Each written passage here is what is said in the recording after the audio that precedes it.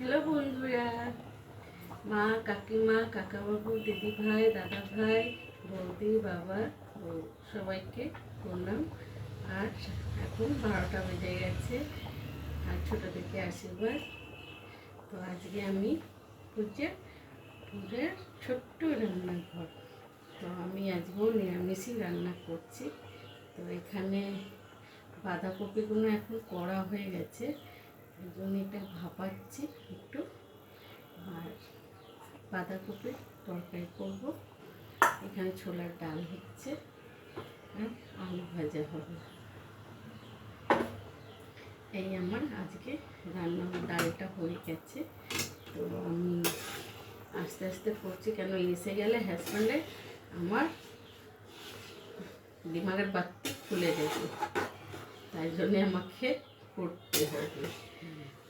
তো এই যে ডালটা তো হয়ে গেছে, ডালটা আগে করবো।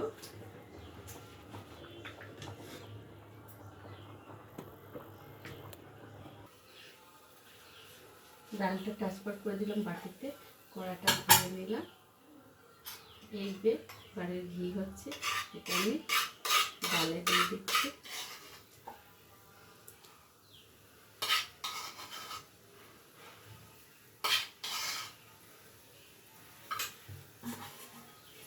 ঘি দেওয়া আমার হয়ে গেছে।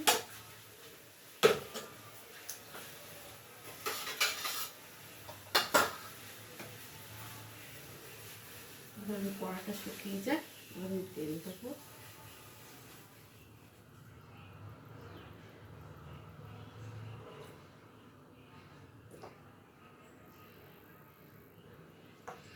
তেল দিয়ে দিয়েছি, তেলটা একটু গরম হোক,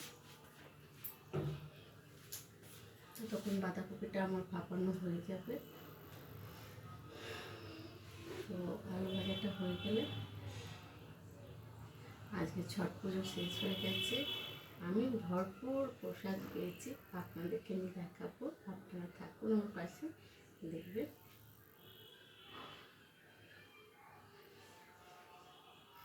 এবার আমি আলু ভাজাটাকে ছেড়ে দিচ্ছি।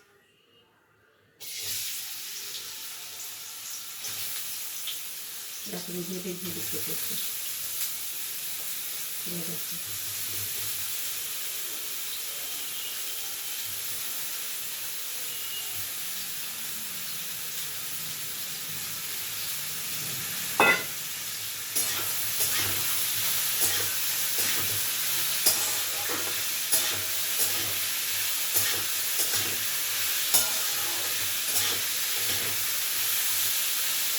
মশলা বানিয়ে আমি অলরেডি রেখে দিয়েছি।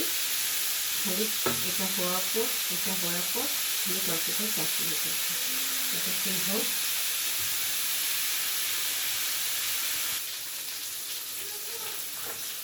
দেখুন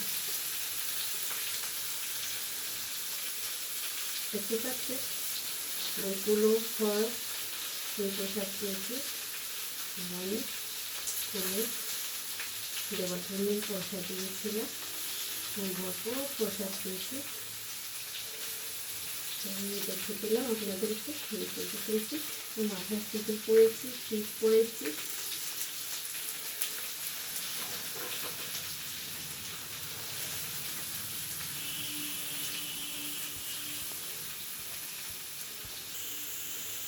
এখানে আলু ভাজা নুন হলুদ দিয়ে দিয়েছি, আর এখানে আমি বেসন শিখাচ্ছি।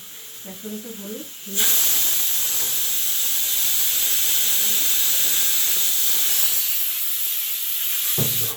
এটাকে ট্রান্সফার করে দিলাম। এবার আমি বেসনটাকে কেটে দিচ্ছি।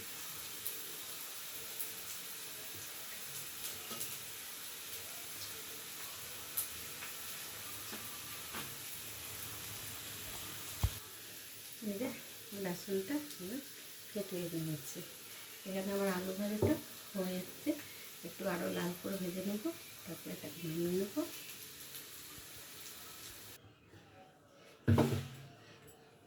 এই দেখো আলু ভাজা করে দিয়েছি, আর বড়াগুলো ভেজে নিয়েছি।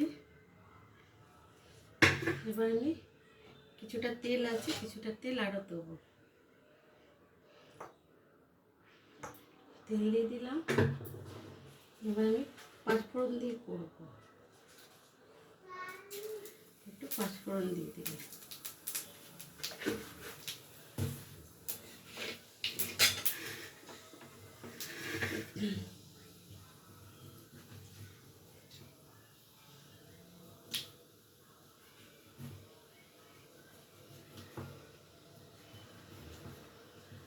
এই যে টমেটো এটাকে আমি কেটে নিই, চপরে আমি কাটতে পারি না, আছে চপর, এখানে পেঁয়াজের কাটি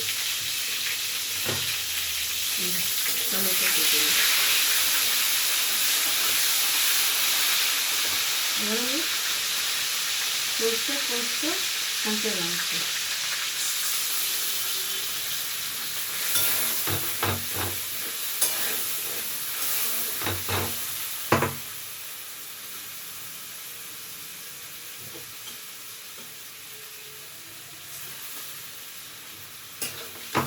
কালকে পেটে রেখেছিলাম, তো কালকেটা কিছুটা ফুলে গেছিলো, আজকে এটা হয়ে গেল। আমি একটু বেশি বেটে রাখি, আমার ওই দিন সরষে পোস্ত বাটতে ইচ্ছে করে না।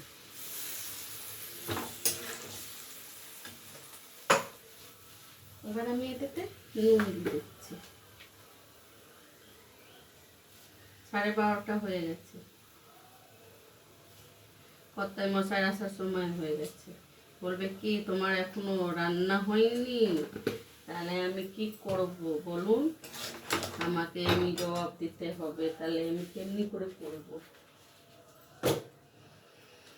আমি যদি বলি যে আমার রান্না হয়নি, তাহলে তো কর্তা মশাইয়ের মাথায় গরম হয়ে যাবে।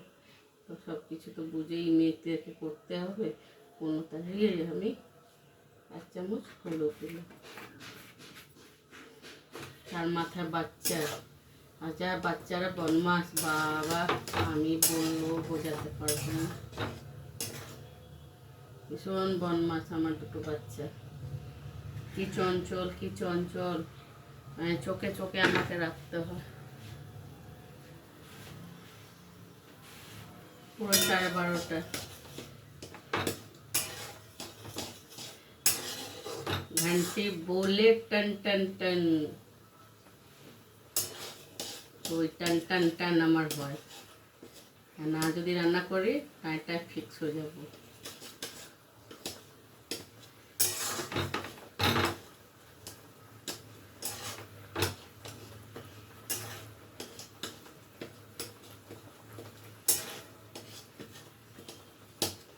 আমি এবার এই বড়াগুলো ছেড়ে দিচ্ছি, এই দেখো কত নরম, এই দেখো, এই দেখো দিয়ে দিলাম। আস্তে আস্তে আমার তো একটা পদ রান্না হয়ে গেছে, কালকে ডাঁটা করেছিলাম, সজনে ডাঁটা রেখে দিয়েছিলাম, তো হয়ে যাবে। আর আলু ভাজা করে দিয়েছি, আর বাঁধাকপিটা একটু করতে সময় লাগবে, কেন কি আলু টালু আছে তো তাহলে ভাজবো। আর এখানে জল দিয়ে দিচ্ছি, কেন শুক করবে তো, এবার শুকোবে, জলটা নেই তো আমার এই বেসনের এটাতে গুলেছিলাম, মেখেছিলাম, তো বেসনের জলটা রয়ে গেছে, তুমি দিয়ে দিচ্ছি, এটা গাঢ় হয়ে যাবে, দিয়ে দিলাম। আর এতেতে আমি আচার করে দেবো। ও ভারী ব্যাপার হলোটা হয়ে গেছে, এই দেখো। আর আমি এটাকে ঢেকে দিই। আমার কড়াটা না আমার ভীষণ ভয় করে, আর ননস্টিক কড়াটা না ও করতে গিয়ে আমার অনেকক্ষণ সময় লেগে যায়, সেই জন্য এতে করি না। হয়ে গেল, এগুলো ধোয়া ধুই করে দেবো, আস্তে আস্তে এটা ফুটুক, তারপরে বাঁধাকপি তরকারি করবো। তোমরা সবাই ভালো থাকবে, সুস্থ থাকবে। এই দেখ বাঁধাকপি আমার সিদ্ধ হয়ে গেছে,